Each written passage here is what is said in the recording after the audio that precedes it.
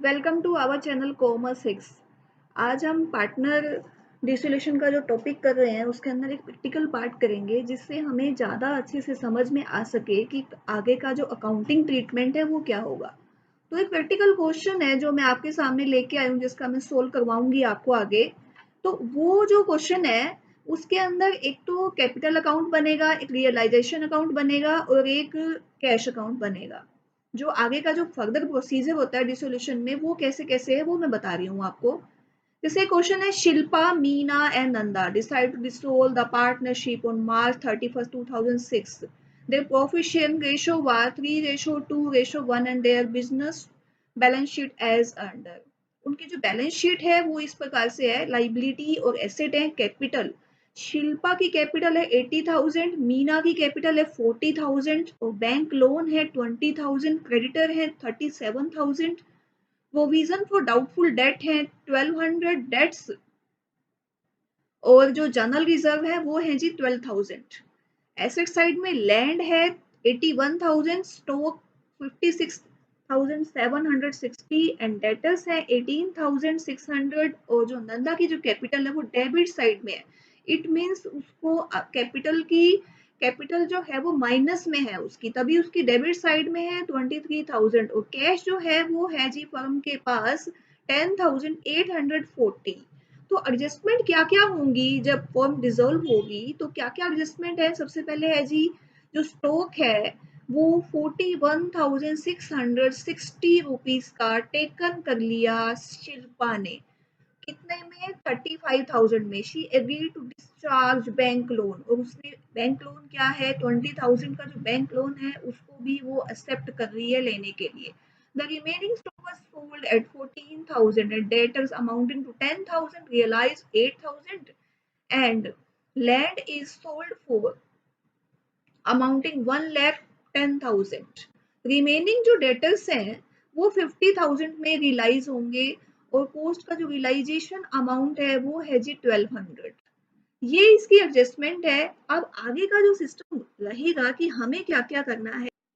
और there was a typewriter note recorded in the book worth 6,000 which were taken over by the one of the creditor on this value।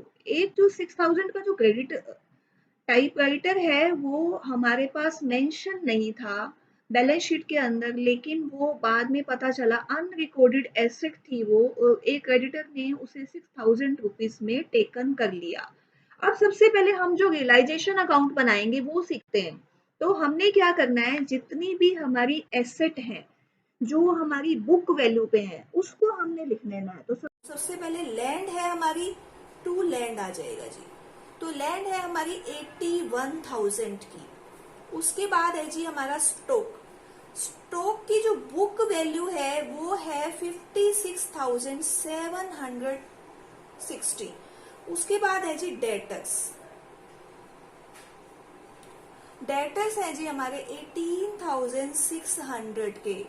उसके बाद क्या किया जी, शिल्पा ने जो loan है वो ले लिया कि वो पेमेंट करेगी लोन की। तो हम लोग क्या करेंगे, शिल्पा की कैपिटल में उसको ट्रांसफर कर देंगे।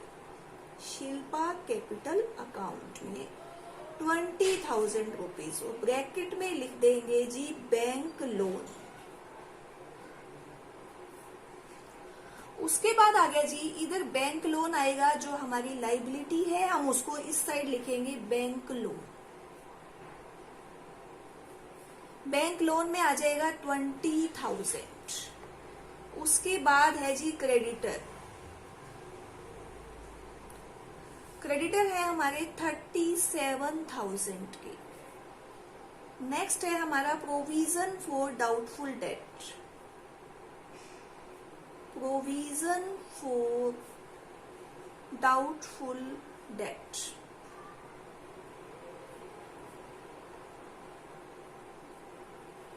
वो है जी हमारे 1200 के। अब क्या है कि शिल्पा ने जो स्टॉक है वो ले लिया शिल्पा कैपिटल।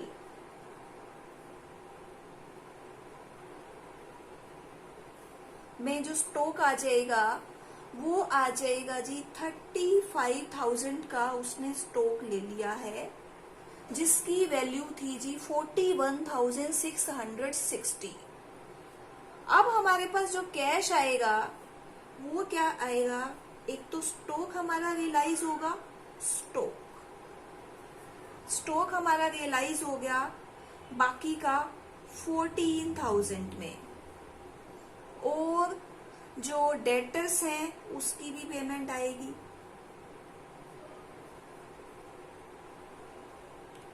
डेटर्स हैं जी 8,000 रुपीज, प्लस में जो बैलेंस बचा था हमारे पास उसका हाफ हो गया 4,300 रुपीज। इन दोनों को अगर हम ऐड कर देंगे तो हमारा आ जाएगा जी 12,300 रुपीज। एक हमारी लैंड रियलाइज हुई है, वो हुई है 1,10,000 की। टोटल अमाउंट हो गया 1,36,300। ये हमारा रियलाइज हुआ।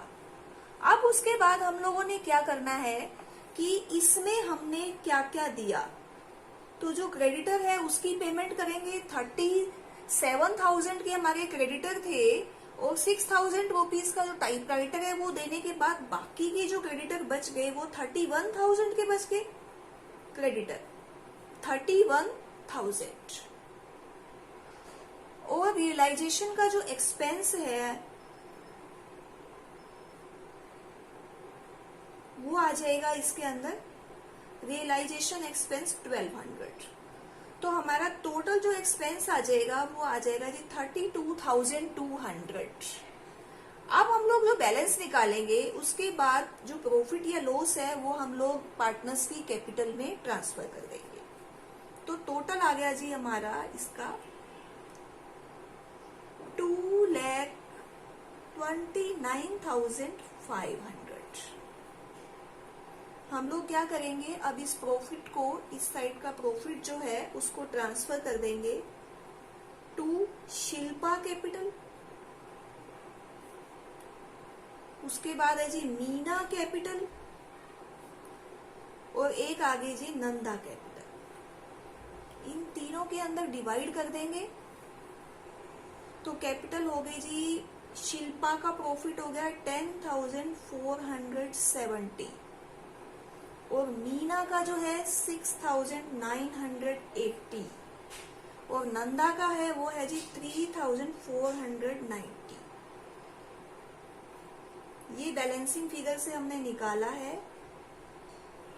इस तरह से हमारा रियलाइजेशन अकाउंट बनेगा। उसके बाद हम लोग क्या करेंगे, पार्टनर्स का कैपिटल अकाउंट बनाएंगे और हम कैश अकाउंट बनाएंगे। हम लोग क्या करेंगे, हमने रियलाइजेशन अकाउंट बना लिया, प्रॉफिट है वो भी कैपिटल में डाल दिया। सब कुछ करने के बाद हम पार्टनर्स कैपिटल अकाउंट बनाएंगे। पार्टनर्स कैपिटल में हम जानते हैं कि हमारे जो कैपिटल का बैलेंस है जनरली क्या होता है, वो क्रेडिट होता है, लेकिन इसके अंदर जो नंदा का जो कैपिटल बैलेंस है वो हमारा डेबिट है। तो हम क्या करेंगे, नंदा वाले में आ जाएगा जी टू बैलेंस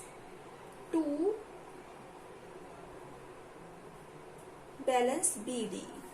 नंदा की साइड में, डेबिट साइड में हम लिखेंगे 23,000 और जो शिल्पा और मीना का है वो हमारा क्रेडिट साइड में है, तो बाय बैलेंस BD। शिल्पा का जो हमारा बैलेंस शीट के अंदर है वो है जी 80,000 और मीना का है 40,000। उसके बाद जो जनरल रिजर्व है वो हम लोगों ने ट्रांसफर कर लेने हैं general reserve account. General reserve account वही हमारा जो रेशो है 3:2:1 के अंदर हमारा डिवाइड हो जाएगा। तो 6,000, 4,000 और 2,000 हो जाएगा। 12,000 का जनरल रिजर्व था जो हमने बांट दिया।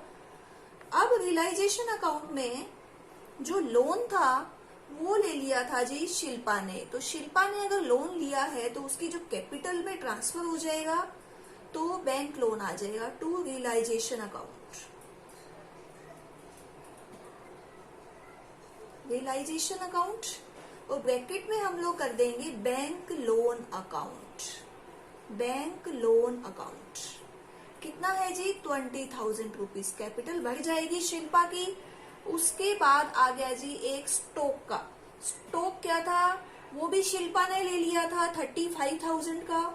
तो यहाँ आ जाएगा जी टू स्टॉक, और वो किस में ट्रांसफर हुआ था, रियलाइजेशन में। तो ब्रैकेट, हाँ जी, टू रियलाइजेशन अकाउंट।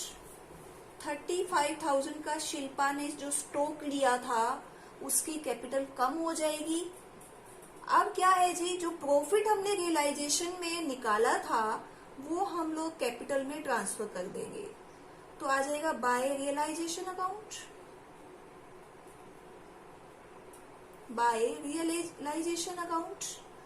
तो शिल्पा का जो प्रॉफिट था वो था जी 10,470, मीना का था 6,980, और जो नंदा का प्रॉफिट था वो था जी 3,490।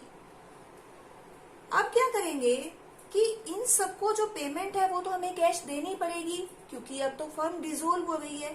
पहले तो क्या था कि कैपिटल में ट्रांसफर हो जाता था, अगर कोई कैश लेना चाहे तो ले जाए, लेकिन इस टाइम डिसॉल्व हो रही है तो कैश का तो हिसाब किताब करना पड़ेगा। तो क्या करेंगे, नंदा जो है वो तो कैश लेके ही आएगा। नंदा कैश लेके आएगी क्योंकि नंदा की कैपिटल तो डेबिट में थी, और अगर उसके पास प्रॉफिट भी आ गया, जर्नल रिजर्व भी आ गया, उसके बावजूद भी उसकी जो कैपिटल है वो अभी भी डेबिट बैलेंस है, तो उसे कैश लेके आना पड़ेगा बाय। तो बाय कैश अकाउंट हो जाएगा। 33,000 में से 2,000 और 3,490 को अगर हम लेस करेंगे तो आ जाएगा जी हमारा 17,510 रुपीज, जो नंदा लेके आएगी। उसके बाद आ गया जी, हम लोगों को शिल्पा और मीना को कैश देना पड़ेगा टू कैश अकाउंट। कहाँ से आएगा, बैलेंसिंग फिगर से आएगा। ये बैलेंसिंग फिगर से ही आएगा, दोनों के अंदर हमारा बैलेंस। तो शिल्पा का बैलेंस आ गया, जो हमें उसे कैश देना पड़ेगा 81,470 रुपीज, और मीना जो कैश लेके जाएगी वो लेके जाएगी 44। मीना कैश लेके जाएगी 50,980 रुपीज। ये हमारा बैलेंस हो गया जी। इस तरह से कैपिटल अकाउंट बनाया जाएगा जब कोई भी फर्म, पार्टनरशिप फर्म डिसॉल्व होती है। तो 1,16,470, 50,980 और 23,000। इस साइड भी यही आ जाएगा, 23,000, 50,980, 1,16,470। इस तरह से कैपिटल अकाउंट बनेगा शिल्पा, मीना और नंदा का। अब एक लास्ट पार्ट रह गया हमारा कैश अकाउंट। अगर कैश अकाउंट में डेबिट साइड और क्रेडिट साइड का बैलेंस मिल जाता है, इट मीन्स क्या है कि हमारा सम बिल्कुल ठीक है। अगर उसमें कोई ना कोई डिफरेंस आ रहा है, इट मीन्स हमने कहीं ना कहीं गलती करी है। अब हम कैश अकाउंट को भी यही बना देंगे, कैश अकाउंट, कैश अकाउंट। तो क्या आ जाएगा जी, पर्टिकुलर अमाउंट और पर्टिकुलर अमाउंट। पर्टिकुलर अमाउंट आ जाएगा, इस साइड भी पर्टिकुलर और अमाउंट। ये हमारा क्रेडिट साइड हो जाएगा जी, और ये हमारा डेबिट साइड हो जाएगा। अब हमने क्या किया है कि जो रियलाइजेशन के टाइम में जब हमारा कैश चला गया था रियलाइजेशन में, तो वो कितना गया था जी हमारा 32,200। तो हम क्या करेंगे, बाय रियलाइजेशन अकाउंट 32,200 रुपीज, और आया कितना था जी हमारा। तो क्या करेंगे हम लोग, हमारा जो सबसे पहले जो बैलेंस है वो लिखेंगे हम लोग, to balance BD. Balance sheet में हमारा जो बैलेंस था कैश का वो था जी 10,840 रुपीज। ये रियलाइजेशन अकाउंट हो गया। अब हमने रियलाइजेशन करी थी जो एसेट की, तो कितना पैसा आया था, रियलाइजेशन अकाउंट 1,36,300 रुपीज। इसके बाद क्या है जी, जो नंदा है वो कैश लेके आई थी, to Nanda capital account. Nanda cash लेके आई है जी 17,510 रुपीज। और इधर हमने शिल्पा को भी कैश दिया था और बाय मीना को भी कैश दिया था। तो शिल्पा का आ जाएगा जी 81,470 और मीना का आ जाएगा 50,980। अब हमने दोनों का टोटल करके देखना है। अगर ये टोटल मैच हो रहा है तो इट मीन्स हमारा सम बिल्कुल ठीक है। 32,200, 81,470, 50,980, तो टोटल हो गया जी हमारा 1,64,650। इस साइड का 10,840, 1,36,300 और 17,510 का टोटल भी आ गया जी हमारा 1,64,650। इट मीन्स ये सम बिल्कुल ठीक है। इस तरह से हमने देखा कि एक तो रियलाइजेशन अकाउंट बना, एक पार्टनर्स का कैपिटल अकाउंट बना और एक हमारा बना कैश। ये हमारा प्रोसीजर है जब कोई भी फर्म डिसोल्व होती है तो कैसे कैसे हमने प्रैक्टिकली अकाउंटिंग ट्रीटमेंट जो करना है वो ऐसे करना है। रियलाइजेशन अकाउंट बनाना है, कैपिटल अकाउंट बनानी है और एक कैश अकाउंट बनाना है। और सारे के सारे पार्टनर्स अगर डेबिट बैलेंस है तो उनको कैश लेके आना होगा फर्म में, और अगर क्रेडिट बैलेंस है तो फर्म को कैश उनको वापस देना होगा। ठीक है जी, उम्मीद करती हूँ आपको ये मेरा सेशन समझ में आया होगा। Thank you.